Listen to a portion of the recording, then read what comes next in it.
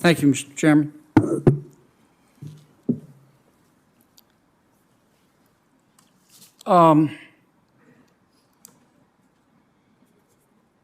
Dr. Yagan, am I saying your name right?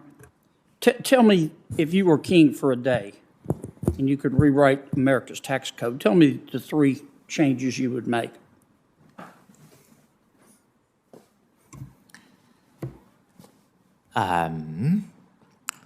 Number one, I would equalize labor and capital tax burdens at the top. There are a couple ways of doing that. The billionaire minimum income tax is one that would move in that direction. I won't rehash those details.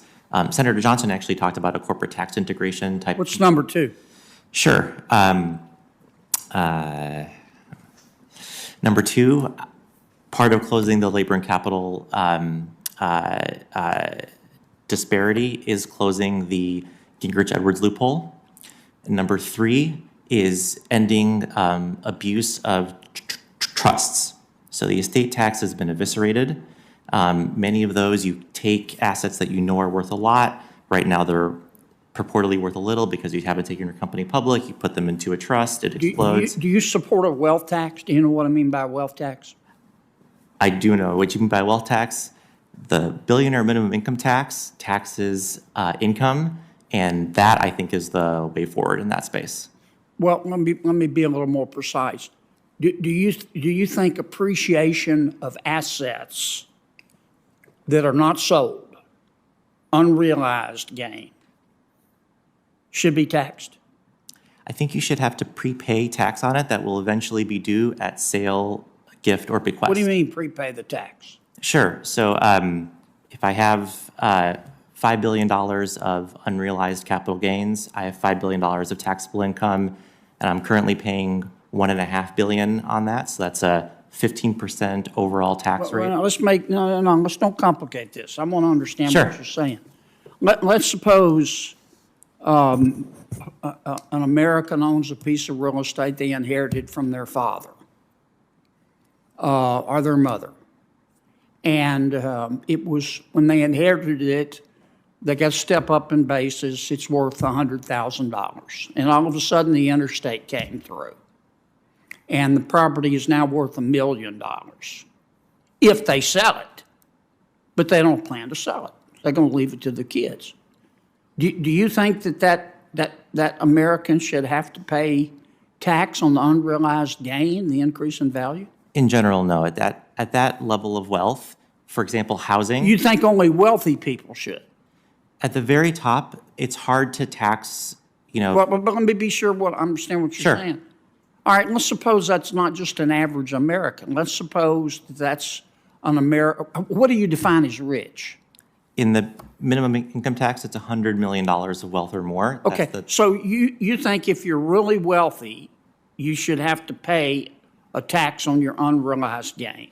I think you should have to partially prepay if you're liquid, if you have liquidity to pay. Do you think somebody? Why can't you economists answer questions? Should any American have to pay tax on unrealized gain? Why can't you just answer me? Yes, there are some who should. Who? The ultra wealthy who have liquidity should prepay some tax. What if they don't have liquidity? They should not have to pay, and they will owe at sale, bequest, or gift. So if you have cash, you ought to have to pay, but if you don't have to pay? To prepay. I have in my testimony, there are examples of how this works so that you can preserve incentives to build a new company, take it public. Okay. What do you think, Dr. McBride? Do you think we should start taxing unrealized gain? And what do you think that'll do to the economy? Well, I have several concerns about the approach. The first of which is it's completely untested. It's never been tried in this country. We have more than 100 years of history with the income tax. And Europe's tried it, haven't they? No, they've tried wealth taxes. Yeah. Their experience with wealth taxes has been... How did that turn out?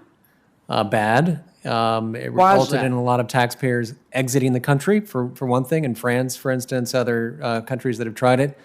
and you suddenly lose a big chunk of your tax base that you're trying to tax there. We have that option in this country as well.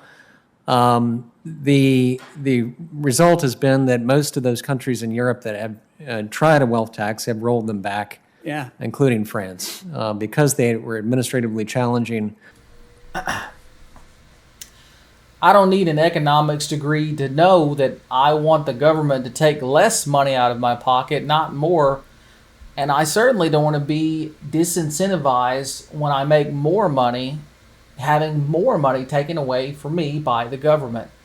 So the policies these people are purporting, and they're in the committee room, they're even afraid to say them out loud. You notice that at first they were afraid to say that they wanted to tax things that had not been realized yet, assets that had not even been realized. It doesn't make any sense to me. But then again, if you work for government, if you've been in government for a long time, if you believe in big government, then you are for those policies. But as Senator Kennedy said, those people are leaving New York. Those people are leaving California en masse.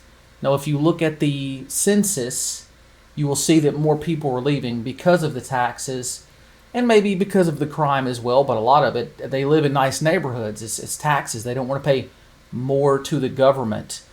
And we already have a progressive tax system, but when you keep adding taxes for every asset and every asset, the top 1% pays a very, very large amount of the tax burden in the United States.